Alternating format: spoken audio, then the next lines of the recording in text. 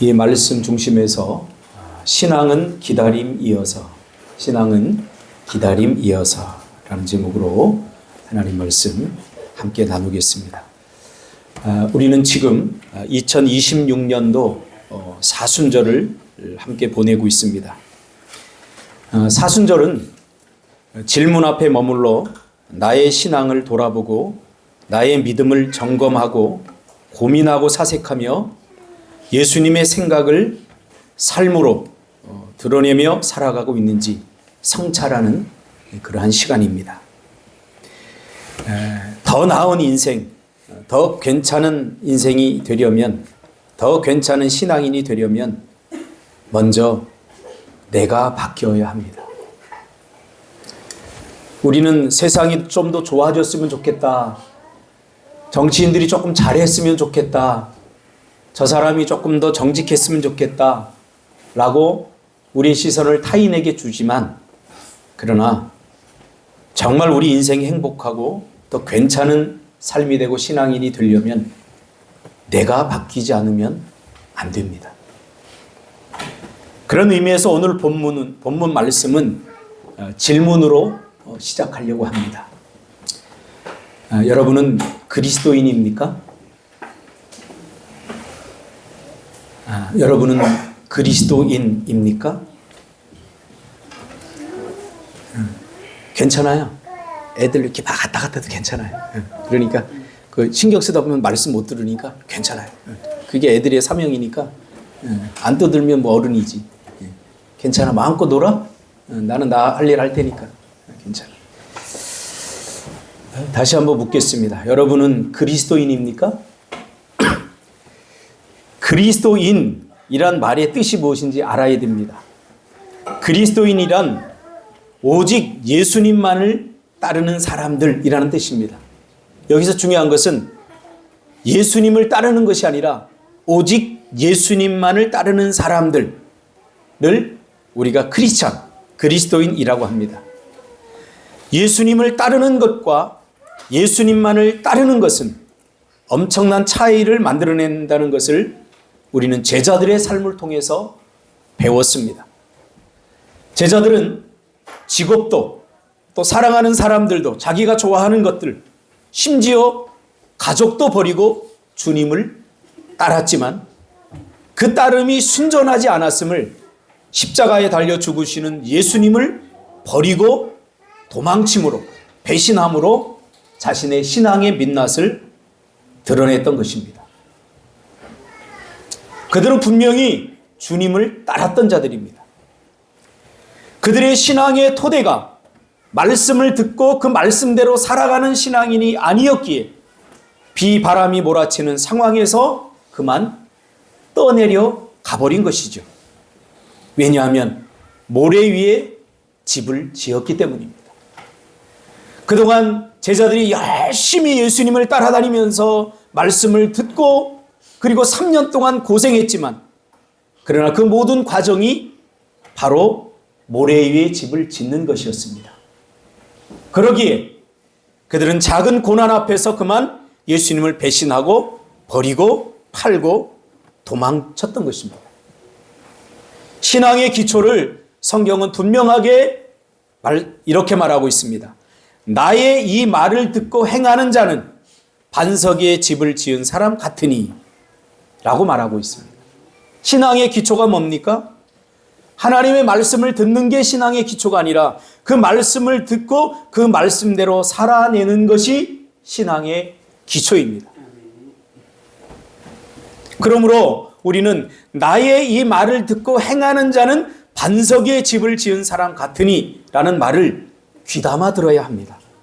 다시 말하면 그리스도인은 예수님의 말씀을 우리의 삶의 기준으로 삼고 내 인격과 내 성품과 내 생각과 내 관계와 그리고 내 언어로 드러내는 사람들이라는 말입니다.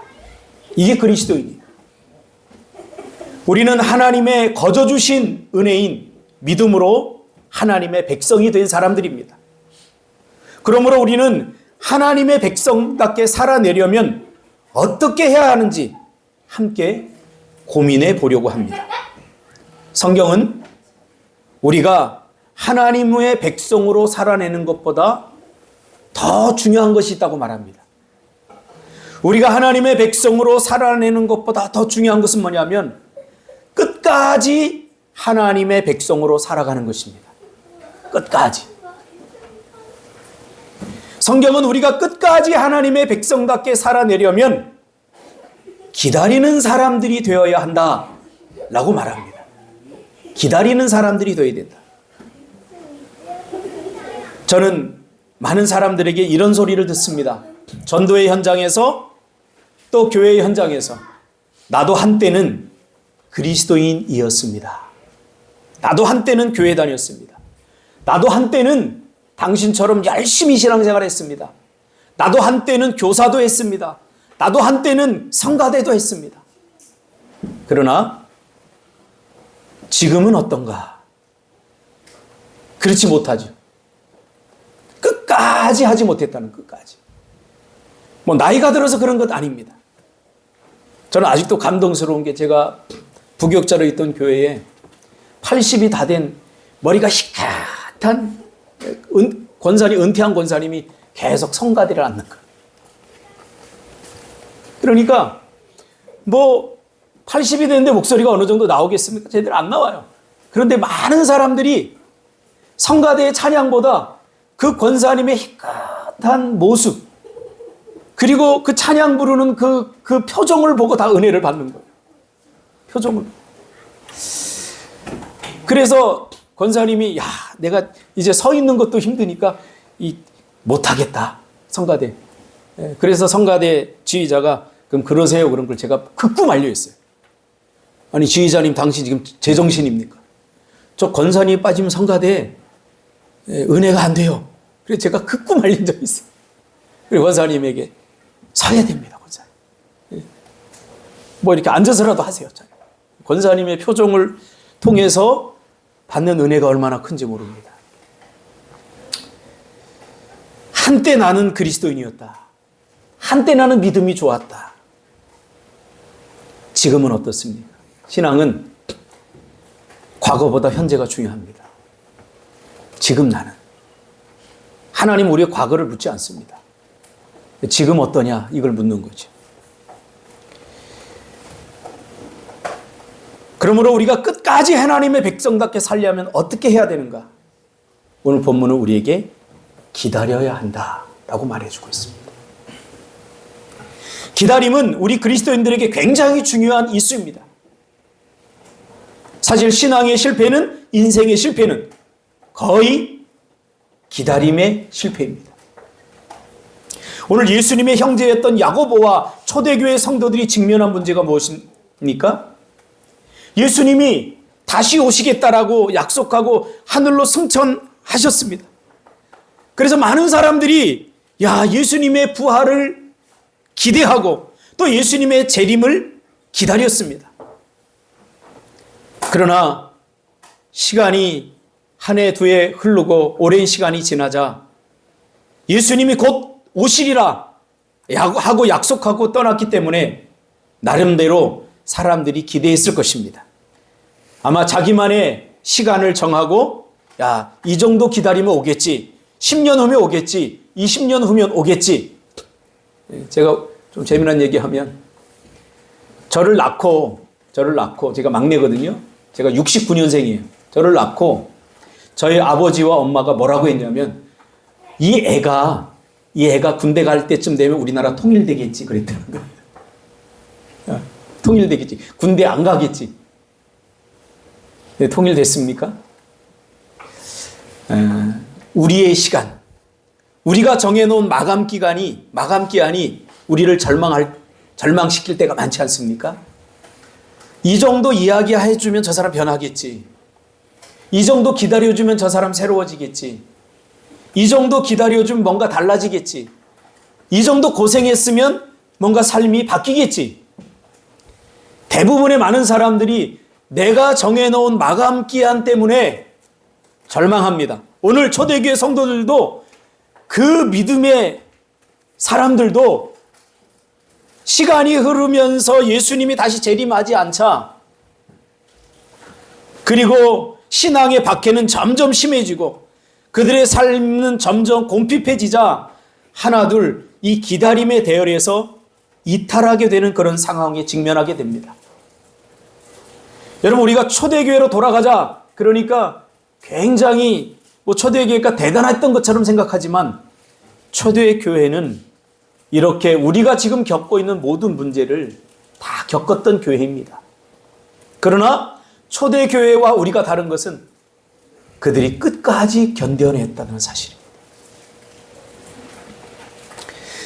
그래서 행동주의자, 실천적인 사람이었던 야고보는 이 초대교회 성도들을 향해서 안타까운 마음을 가지고 기다려야 한다, 인내로 참아내야 한다 라고 오늘 권면하고 있는 것입니다. 참된 신앙과 믿음은 언제 발휘가 됩니까? 어려움에 직면할 때입니다. 정말 우리에게 믿음이 필요할 때는 어려울 때입니다. 믿겨지지 않을 때입니다. 하나님의 약속이 더디 올 때입니다. 뭔가 일이 풀리지 않을 때, 또 병에 들렸을 때, 심리적인 고통이 올 때, 우울증에 걸렸을 때, 고난의 파도를 정면으로 맞을 때 뿐만 아니라 하나님의 약속이 더디 이루어질 때, 그때 자신의 신앙의 민낯이 드러나게 되는 것입니다. 이때 믿음이 필요할 때입니다. 그러나 믿음을 발휘해야 될 때 정작 그렇지 않은 경우가 허다하지 않습니까? 이때 성경의 약속을 굳게 붙들어야 되는데 그렇지 못할 때가 많습니다. 그래서 야고보는 기다려야 한다고 말하면서 누구처럼? 농부처럼 기다려야 한다. 오늘 말씀의 핵심이 이 부분입니다. 기다려야 하는데 무작정 기다리는 게 아니라 농부를 데리고 와서 농부의 모티프를 가지고 와서 지금 누구처럼 기다려야 하냐면 농부처럼 기다려야 한다라고 말하는 겁니다. 그러니까 이 말은 굉장히 격려고 현실적이고 희망이 가득 담긴 메시지입니다. 분명하고 확실한 위로요, 격려인 거죠. 당시 고대 근동 아시아 사람들은 대부분 목축업과 농사로 살았기 때문에 거의 농부였다고 보면 됩니다. 그들은 농부가 뭘 하는 사람인지 너무나 잘 알고 있었습니다. 직업으로서의 농부가 아니라 이들은 생존으로서의 농부였습니다. 먹고 살기 위해서는 농사를 지을 수밖에 없었습니다. 그리고 자식이 태어나면 소중한 어떤 생명체로서 그들을 대하는 게 아니라 노동력이 생겼다는 거예요. 노동력. 그러므로 모든 사람들이 거의 다 농부였기 때문에 그들이 가장 쉽고 이해하기 쉬운 삶의 언어로 야고보는 지금 이야기하고 있는 거예요. 쉽게 말하면 이런 거예요. 야, 너희들 농사 지어봐서 다 알지? 너희들 다 알잖아. 너희들 씨를 뿌리고 그 뿌린 씨앗이 열매 맺기까지 얼마나 많은 시간과 노력과 그리고 희생이 필요한지 너희들 다 알잖아. 그리고 지금까지 너희들 그렇게 잘 해와서 잘 참고 인내한 덕분에 급기야 귀한 열매를 얻을 수 있었잖아. 고대 근동 아시아 사람들이 농사를 짓는 농부들은 오늘날처럼 이 관계 시설이나 이런 것이 잘 되어 있지 않기 때문에 하늘에서 내리는 비와 하늘에서 뭔가 내리지 않으면 그들은 살아갈 수 없었던 절박한 사람들입니다. 그래서 오늘 본문에도 나오듯이 너희들 이른 비와 늦은 비가 있어야 곡식이 자라고 열매 맺는지 너희들 잘 알잖아. 이 이른 비와 늦은 비가 뭐냐면요. 유대 땅은 오늘 우리나라 땅과 달라서 꼭 이게 가보니까요. 땅이 얼마나 딱딱한지 몰라요. 그래서 그 딱딱하고 척박한 땅에서는 가시들이 많이 자라요. 가시들이. 그래서 제가 그 신해산에 올라갈 때 낙타를 타고 올라갔는데 낙타들이 이렇게 올라가면서 뭐를 뜯어먹냐면 풀을 뜯어먹는데 깜짝 놀랐어요. 풀이 아니라 다 가시예요. 가시. 그 척박한 땅에는 척박한 땅일수록 이 식물이 견뎌내기 위해서 딱딱해지더라고요. 가시를 맺더라고요. 그래서 우리나라에서 흔히 볼 수 있는 풀들도 다 가시가 맺혀 있어요. 근데 그 낙타들이 그것을 먹으면서 배설을 하면서 이렇게 올라가더라고요. 그래서 이런 딱딱한 땅에는 씨를 심을 수 없어. 그래서 하나님께서 씨를 심을 때쯤 되면, 농사 짓는 시기도 달라요. 한 10월 달쯤에 씨를 뿌리거든요. 이때 하나님께서 하늘에서 이른 비를 주셔야 돼요. 비를 내려서 그 땅을 촉촉히 적셔서 씨앗을 심을 수 있게 만들어야 돼요. 이건 누가 할 수 없는 거예요. 그 거대한 광활한 땅을 어떻게 물을 다 댑니까? 그래서 하늘에서 비가 내려야 이 땅이 촉촉히 적셔져요. 그때를 기다렸다가 사람들은 씨를 뿌리는 거죠. 그뿐 아닙니다. 늦은 비가 필요합니다. 이 늦은 비는 곡식이 한 달 정도 잘 익게, 곡식이 그냥 꾸준히 익는 게 아니라 그 결정적인 시간이 있어요. 열매를 맺혀서 그 곡식이 극상품이 되려면, 좋은 상품이 되려면 그 때가 있어요. 그 때에 결실하기 한 달 전쯤에 비가 필요해요. 물이 대량으로 많이 필요한 거예요. 그것이 늦은 비예요. 늦은 비. 이때 하나님께서 이 늦은 비를 주지 않으면 곡식 1년 동안 지어도 그 얻는 수확량이 굉장히 적죠. 그래서 늦은 비가 반드시 필요해요. 지금 그 이야기를 하는 거예요. 여러분 생각해 보세요. 하늘에서 이 비가 언제 내릴까? 노심초사하지 않겠어요? 그런데 지금 야고보는 그렇게 얘기하는 거야. 야, 단 한 번도 하나님께서 이른 비와 늦은 비를 안 주신 적이 있느냐? 여러분, 경험보다 더 중요한 것은 믿음입니다. 자꾸 우리가 예수 믿는 사람들이 시간이 지나면 자기 경험 이야기를 하려고 합니다. 경험 이야기가 아니라 믿음 이야기를 해야 됩니다. 하나님께서는 결국 이른 비와 늦은 비를 주셔서 추수할 수 있도록 하셨잖아 라고 지금 이 초대교회 성도들에게 야고보가 삶의 언어로, 관계의 언어로 이야기를 하고 있는 거예요. 이 하나님, 늦은 비를 주시고 이른 비를 주신다는, 하나님이 그 은혜를 주신다는 사실을 경험이 아니라 믿는 사람들은 좀 느긋할 수 있죠. 조바심을 내지 않을 수 있죠. 여유로울 수 있죠.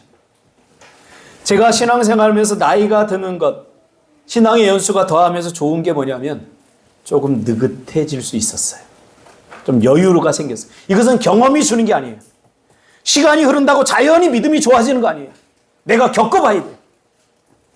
내가 때로는 노심초사하면서 늦은 비가 내리지 않는 그 시간을 고통스럽게 겪어봐야 돼요. 그러다 마침내 하나님께서 내가 전혀 예상하지 않는 그 시간에 예상할 수 없는 방법으로 늦은 비를 주실 때, 아, 하나님은 신실하시구나. 하나님은 믿을 만한 분이시구나. 근데 이게 또 시간이 지나면 또 비가 내리지 않으면 또 의심하게 돼요. 이른 비는 씨 뿌릴 때 필요한 비고 늦은 비는 추수할 때 필요한 비인데 보통 6개월 정도 차이가 나요. 농부는 심어놓은 농작물이 자라기를 기다려야 합니다.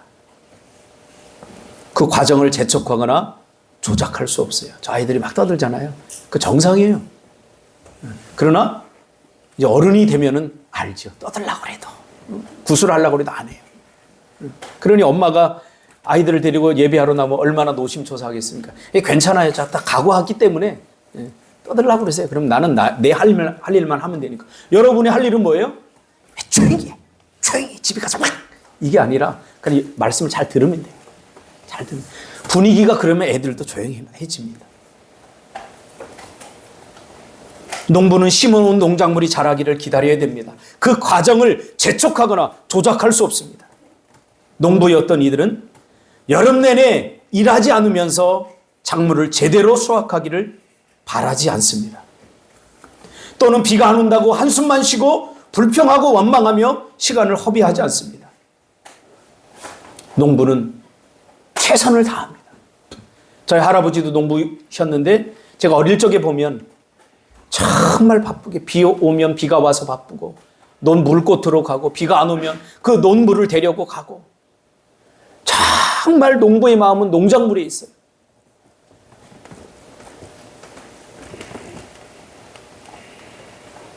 여러분, 우리 교회 생활 하다 보면, 신앙생활 하다 보면 마음에 들지 않는 사람도 있고 또 목사가 마음에 들지 않을 수도 있고 그런 환경 만날 수 있어요. 또 나는 고생하는데 도와주지 않는다고 또 불평할 수도 있어요. 다 맞는 말이에요. 그러나 그런 것들이 하나님과 내 관계를 깨지 못하도록 해야 합니다. 저는 지금까지 목회를 하면서 단 한 사람도 내 마음에 들게 도와준 사람이 한 사람도 없어요. 내 마음에 들게. 도와주기는 경우는 방해한 사람들이 더 많은 것 같아요. 제 느낌이에요. 느낌은 뭐 내 자아이기 때문에 어쩔 수 없잖아요. 그렇다고 저는 이 사람 때문에 하나님 목회 못하겠습니다.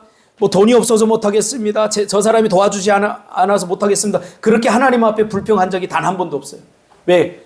그 시간이 너무 아까운 거예요. 그래서 저는 저 사람이 안 하니까 나라도 해야 되겠다.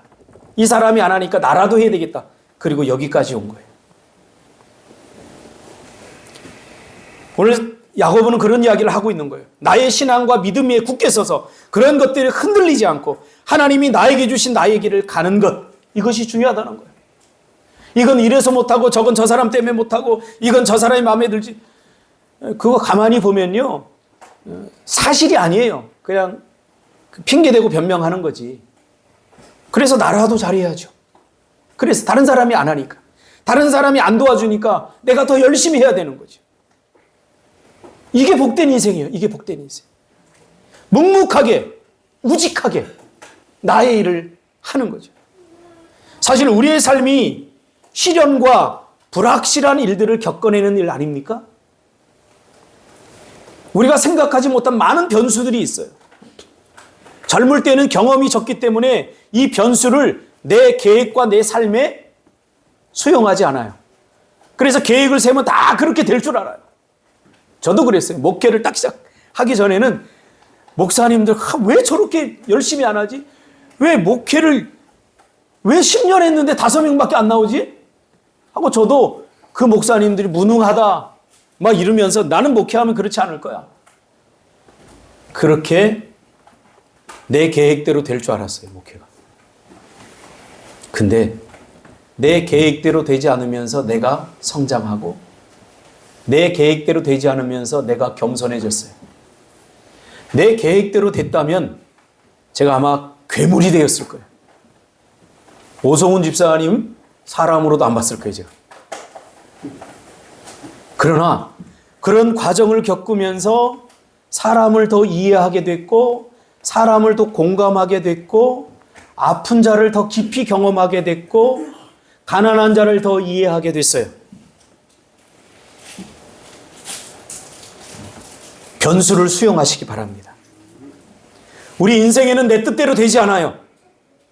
내 뜻과 정반대되는 일들이 때로는 나를 급습하기도 합니다. 이때는 내 마음의 그릇, 내 수용할 수 있는 마음의 그릇, 신앙의 그릇, 믿음의 길을 넓히는 수밖에 없어요. 여기 담아야 돼요. 여기 담아야 돼요. 이런 사람도 담고 저런 사람도 담고 이런 환경도 담고 마음에 드는 사람도 담고 마음에 들지 않는 사람도 담고 내가 원하는 상황도 담고 원하지 않는 상황도 다 담아야 돼요. 담으면 시간이 흐르면 하나님께서 너 그 종재기 같은 마음에 그 담느라고 참 고생했다 하고 하나님께서 하나하나 해결해 주세요. 제가 얘기했잖아요. 어떤 장로님이 저를 미워하는데 제가 죽이고 싶었다. 죄송해요. 애들이 있는데. 그 정도로 이 안에 분노가 솟아올랐어요. 그런데 담으니까 시간이 흐르면서 내가 바뀐 것도 아니고 그냥 담았어요. 사역을 해야 되기 때문에. 그러니까 변화되더라고요. 내 삶이 변화되더라고요. 역경과 고난, 어려움을 좋아하는 사람이 어디 있겠습니까?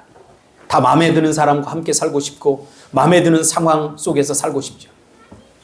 이때 중요한 게 뭐냐면 참고 인내하는 것입니다. 참고 인내해야 됩니다. 신앙은 가장 먼저 참고 인내하는 법을 배워야 합니다. 한국 교회, 한국 교육에 불만 별로 없습니다. 기대도 안 했지만.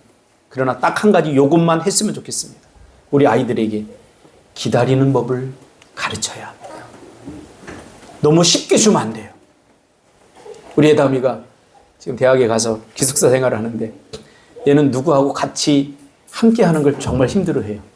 왜냐하면 뭐 그 사람 때문이 아니라 얘가 일을 갈아요. 일을. 저를 닮아서 일을 가는데 일을 갈면 타인에게 이게 불편하게 한다고 생각하기 때문에 굉장히 신경을 많이 써요. 그래서 어제도 문자를 하는데 그런 내용이 올라와서 그래서 얘가 지금 어떻게 자냐면 지금 같이 룸메이트를 쓰는데 나이가 자기보다 3살이 많은데 그 언니가 잔 다음에 잔대요. 얼마나 힘들겠어요. 그래서 내가 그렇게 문자를 보냈어요. 예담아, 그 언니보다 나는 네가 더 중요하다. 그 언니에게 좀 불편을 줘도 괜찮아. 불편을 주는 대신에 네가 좀 더 잘했으면 좋겠다. 언니에게. 그러나 그것조차도 내가 해줄 수 없어요. 우리 아이가 겪어내고 우리 아이가 상처받고 또 생채기가 생기고 그렇게 해야 되는 거예요. 신앙생활도 똑같아요. 여러분이 어떤 고난과 어려움이 있는지 모르지만 제가 다 겪어줄 수 없어요. 예수님도 겪어줄 수 없어요. 우리는 예수님이 겪은 것을 보면서 위로받고 힘을 얻을 수 있을 뿐이에요. 왜? 내 인생이기 때문에. 다른 사람이 겪으면 그 사람 인생이 되는 거예요. 내 인생은 내가 겪어야 하고 내가 고민해야 되고 내가 판단해야 되고 내가 결정해야 되는 거예요. 그래서 우리 아이들에게 정말 상실의 고통, 상처의 아픔도 경험하게 해야 돼요. 자꾸 잘해주려고만 하면 안 돼요. 그러니까 부모의 역할은 뭐냐면 그 아이들이 상실했을 때, 실패했을 때 내가 네 옆에 있을게. 다시 한번 해보자. 이 말을 해주는 거예요. 괜찮아. 얘야. 괜찮아. 내가 함께 해줄게. 괜찮아. 내가 너 도와줄게.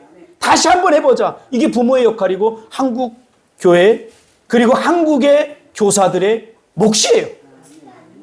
저는 청소년 사역을 30년 하면서 그것을 깨달았어요. 제가 청소년들을 뭐 잘해주고 전혀 없어요. 저는 그들과 함께 30년 동안 같이 해줬을 뿐이에요. 때로는 강가에 가서 삼겹살을 같이 구워 먹으면서 야 힘내자. 이번 중간고사 좀 잘 보자. 열심히 해보자. 때로는 고수도 같이 쳐주고 삼겹살도 같이 구워 먹고 같이 욕도 해주고 함께 해줬어요. 함께. 여러분, 시간이 우리 인생도 참고 견뎌내는 뭘 배워야 되는데 그러나 참고 견디는 시간이 길어지면 서로 원망하게 되어 있습니다. 너 때문이야. 너만 아니었으면. 신경이 예민해지고 불평이 마음에 가득 쌓여서 폭발하기도 합니다. 입을 닫고 잘 견뎌내던 사람도 그 억눌린 인내가 분노가 되어서 활활 타오를 때가 있습니다. 그때 우리는 자연스럽게 주먹을 휘두르게 되어 있습니다. 분노의 주먹. 지금 이 초대교회 공동체도 이 공동체 안에서의 문제와 공동체 밖으로부터의 박해의 직면에 자연스럽게 참고 있던 사람들이 서로 원망하고 비난하게 되어진 것입니다. 주로 리더십들을 많이 비난하죠. 이럴 때는 리더십. 너 믿고 여기 왔는데 너 때문에 여기 왔는데 내가 이렇게 고생해. 자기가 결정하고 판단하는 우리가 그렇습니다. 저 원망해도 돼요. 마음껏 원망하세요. 저 원망받을 각오하고 있습니다. 예수님도 원망받았는데 원망하세요. 마음껏. 그러나 저는 개의치 않을 것입니다. 왜? 저는 끝까지 가야 하기 때문에. 때로는 목회를 하다 보면 내가 이 목회를 끝까지 할 수 있을까? 자신이 없어질 때가 있어요. 그때마다 저는 성경을 펴들고 나보다 앞서간 목회자들을 통해서 위로받습니다.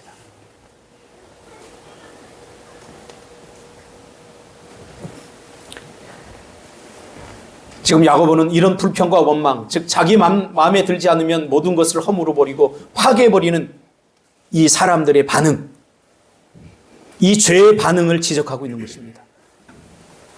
나도 못 먹으니 너도 먹지 마. 나도 불행하니 너도 불행했으면 좋겠어. 나도 힘들게 사니 너도 힘들게 살았으면 좋겠어. 그래서 저는 여러분에게 이렇게 권면하고 싶어요. 너무 행복해도 행복한 척 하지 마세요. 그 주변에 누가 좋아할 것 같아요? 절대 좋아하지 않습니다. 잘난 척 한다고. 그래서 저는 SNS를 안 해요, 아예. 왜냐하면 SNS 보면 저희 동기 목사들이나 큰 교회 있는 목사들이 뭘 막 올려요. 그럼 작은 교회 목사들이 기죽어요. 기죽어요. 제가 늘 이야기하죠. 우린 누구에게 위로받는다고요?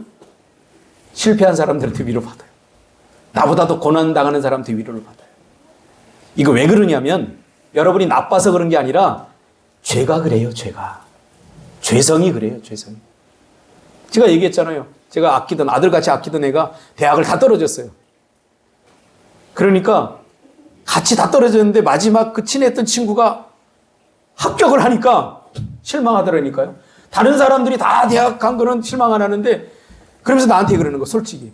목사님, 제가 붙어서 내가 시험 들었어요. 쟤까지 떨어졌으면 나는 그래도 괜찮았는데 쟤마저 붙어버리니까 내가 하나님 원망하게 되더라. 그게 여러분 죄성이에요. 우리 안에 있는 죄고요. 믿음은 서로 살리고 살아야 되는 것을 선택하는 것인데 죄는 그런 것이 아니라 서로 불행해지는 길을 걷게 만드는 것이 바로 죄의 인격성입니다. 그래서 함부로 섣불리 판단하고 비난하고 정죄하지 말고 좀 기다려보자는 거예요. 좀 기다려보세요. 저 사람 기다려보세요. 언젠가는 변해요. 내가 정해진 시간이 아니라 하나님의 때에 하나님께서 역사하십니다. 요셉이 그랬잖아요. 형제들에게 미움을 하다. 여기 형제들에게 미움받은 사람이 있어요. 형제들이 죽이려고 했어요. 그런데 하나님이 뭐라고 그러지? 기다려, 요셉. 기다려. 아직 아니야. 너 복수하지 마. 왜? 너 복수하려면 네 형들보다 더 악해져야 돼. 형제들이 너를 죽이려고 하는 살인자의 근성이 있는데 너는 그것보다 100배, 1000배는 더 악해져야지 복수할 수 있어. 그럼 네가 망가지는 거야. 제발 나를 믿고 기다려줘. 내 때에 내가 일할게. 그 요셉의 DNA가 그거예요. 기다렸어요. 그랬더니 어떻게 하나님이 가장 멋진 방법으로 복수해 주셨잖아요. 오늘 본문 어떻게 됩니까? 그리하여야 심판을 면하리라 이렇게 얘기합니다. 그리하여야. 기다려야. 마태복음 7장 1절과 2절에 보니까 비판을 받지 아니하려거든 비판하지 말라. 너희가 비판하는 그 비판으로 너희가 비판을 받을 것이요 너희가 헤아리는 그 헤아림으로 너희가 헤아림을 받을 것이라. 저는 똑똑히 경험했습니다. 이 진리가 나의 짧은 인생에 나의 시간에 일어나는 것을 저는 많이 보았습니다. 그래서 저는 누구를 함부로 헤아리지 않으려고 굉장히 애를 씁니다. 죽기까지 저는 애를 씁니다. 집사람하고 가끔 싸우는 것도 그 부분 때문에 싸워요. 집사람이 무슨 얘기를 하면 스탑! 합니다. 스탑. 이해해요. 남편이 아내 이야기를 들어줘야죠. 근데 좋지 않은 이야기가 나면 스탑! 합니다. 그럼 난 누구에게 가서 얘기해? 몰라. 그 얘기를 나한테 하면 나는 그럼 누구한테 가서 얘기합니까? 이건 누가 답을 주지 않아요. 그때 당시에 비난하면 자기 속은 편하겠지만 이건 전염되는 거예요. 전염되는 거예요. 그 다음부터 내가 그 사람을 보면 곱게 안 보여요. 그래서 저는 스탑하는, 나는 그렇게 대단한 사람이 아니기 때문에. 여러분의 주변에 누가 그렇게 하면 스탑하세요. 스탑. 스탑 버튼을 눌러야 돼요. 그렇지 않으면 너도 죽고 나도 죽고 다 죽어버리는 거예요. 우리가 그렇게 대단한 사람이 아니기 때문에.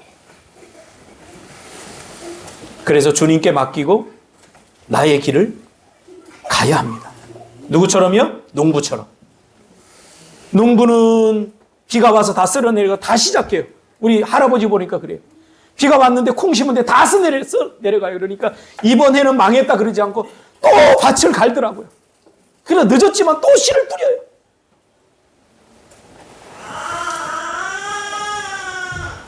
사실 우리 인생에 열매가 없는 것은 우리가 기다림에 실패하고 있기 때문은 아닌지, 우리가 얼마나 많은 은혜를 받고 축복의 기회가 왔는데 기다림에 실패해서 거기까지 가지 못하는 경우가 허다합니다. 얼마나 많은지 모릅니다. 저하고 같이 그 개척교회에서 같이 사역을 했던 개척교회는 사례금이 거의 없어요. 저하고 같이 사역했던 그 전도사님이 기억이 나요. 둘이 사역을 전도사로 했는데 교회가 이제 작다 보니까 사례비를 제대로 못 주는 거예요. 근데 사례비도 못 주고 또 등록금도 이제 주기로 약속했는데 등록금도 안 나오는 거예요. 그러니까 이 전도사님이 나보다 먼저 왔는데 굉장히 잘 참았어요. 몇 년 동안. 근데 못 참더라고요. 못 참고 박 전도사 나 이제 다른 교회로 갈 거예요. 가더라고요. 근데 차마 나는 못 가겠더라고요. 나까지 떠나면 안 될 것 같아서. 차마 못 가겠더라고요. 그래서 그냥 뭐 목사님 야속하다 그 생각보다도 하나님 어떻게 해주세요. 그걸 기다렸어요. 근데 그 전도사님이 떠난 그날 목사님이 저를 부르더니 등록금을 주는 거예요. 등록금을 그분이 전 전도사님이었는데 전 전도사님과 내 거를 주면서 아유 전 전도사님 내가 이 등록금 마련해놓으라고 어디 가서 빌려오고 어디 가서 이렇게 꼬아서 이거 마련하려고 내가 한 달 동안 고생했는데 조금만 참지. 그러면서 제 등록금을 주고 그리고 이거 가서 전 전도사님한테 전해드려 하고 주더라고요. 저는 그런 경우를 많이 봤습니다. 우린 그러잖아요. 참을 만큼 참았어. 참을 만큼 참은 것은 자신의 한계를 드러내는 말이에요. 참을 만큼 참아서 안 되고요. 끝까지 참아야 돼요. 하나님께서 그 일을 이루실 때까지 참아야지. 참을 만큼 참는 것은 자기 인내, 자기의 힘, 자기의 한계, 자기의 신앙의 민낯을 드러내는 거예요. 미스터 오성훈 집사님 잘 참았습니다. 끝까지 참으시기 바랍니다. 말씀대로가 기준이 돼야 됩니다. 잘 안 됩니까? 그래도 안 될 거예요. 될 때까지 참아야 돼요. 저는 포도원 품꾼 비유를 보면서 여러분은 포도원 품꾼의 비유를 어떻게 읽었는지 모르겠지만 저는 참은 사람에게 주는, 참고 기다리는 사람에게 주는 보상이라고 생각해요. 포도원 품꾼 주인이 포도원 품꾼을 쓰잖아요. 아침 3시, 6시, 9시, 11시라고 되어 있는데 유대인의 시간 개념은 해 뜰 때가 1시예요. 그러니까 6시부터 7시가 1시가 되는 거예요. 그렇게 따지면 3시, 6시, 9시, 11시에 각각 품꾼을 부른 것은 어떻게 돼요? 6시, 9시, 12시, 3시, 그리고 11시에 불렀으니까 마지막 일꾼은 1시예요. 그러니까 6시까지 일하니까 11시에 부른 사람은 1시간밖에 일한 게 아니에요. 그러면 9시에 처음 부른 사람은 6시간을 더 많이 일한 거예요. 생각해 보세요. 지혁아. 6시간 네가 일했는데 신정이가 1시간 일하고 똑같이 한 달이어치 받아서 어떻게 할 거야? 따지지. 우리 지혁이가 따지지 당연히. 이게 뭔 불공평한 일이냐. 나 5시간 개 일했는데 이것밖에 안 되나. 쟤는 1시간 딸랑 일하고 왜 똑같이 한 달이언 주냐. 근데 이 고대 근동 아시아의 일터를 이해하면 이게 무슨 말인지 알 수 있어요. 이 사람들은요, 삶이 넉넉한 사람들이 아니라 하루 벌어서 하루 먹는 사람들이에요. 절박한 사람들이에요. 그나마도 그 일거리가 매일 주어지지 않아요. 그래서 9시에 딱 부르고 12시까지 부름을 받지 못해서 빨리 다른 일을 찾아야 돼요. 근데 이 사람은 5시까지 기다린 거예요. 여러분, 뭐 탱자 놀면서 기다린 게 아니에요. 그 5시간을 애를 끌면서 기다렸겠죠. 여러분, 시험 보고 나서 대학 합격 기다리는 것보다 더 안타까운 마음으로 여러분 상상해 보십시오. 얼마나 조마조마하면서 왜 그렇게 기다렸겠어요? 내가 일을 내서 한 대나루를 가지고 가야 내 식구를 먹여 살릴 수 있기 때문에 기다린 거예요. 그래서 저는 이 본문을 대할 때마다 가슴이 아려요. 그리고 그 11시에 부름받은 그 포도원 품꾼의 그 안타까움이 느껴져요. 얼마나 조마조마했을까? 다른 사람은 다 성공하는데, 다른 사람은 좋은 아파트에 사는데, 다른 사람들은 다 그래도 괜찮게 살까? 해외여행도 한 번에 1년에 한두 번 다니는데 나는 이게 뭐야? 이게 11시에 부름받은 사람의 심정이 아닐까요?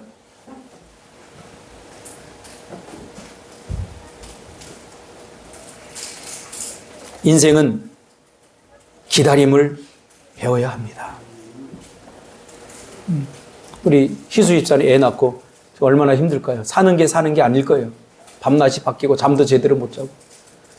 저 성품이 좋던 공경은 집사님도 날카로워질 거예요. 이제 좀 더 키우고.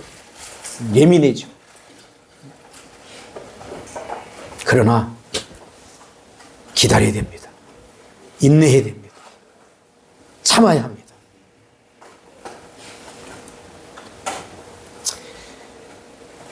제가 좋아하는 기다림이라는 시를 서사적으로 한번 나누고 설교를 마무리하려고 합니다.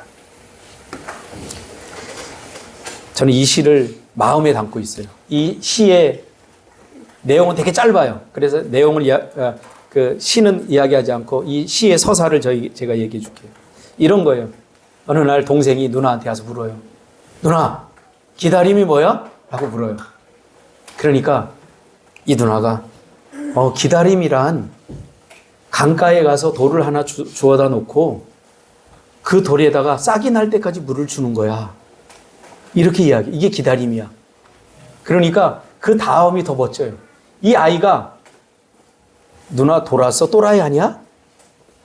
무슨 돌에서 싹이 나? 이렇게 묻지 않고 조용히 강가로 가서 돌 하나를 주워다 놓고 매일매일 물을 주기 시작했다.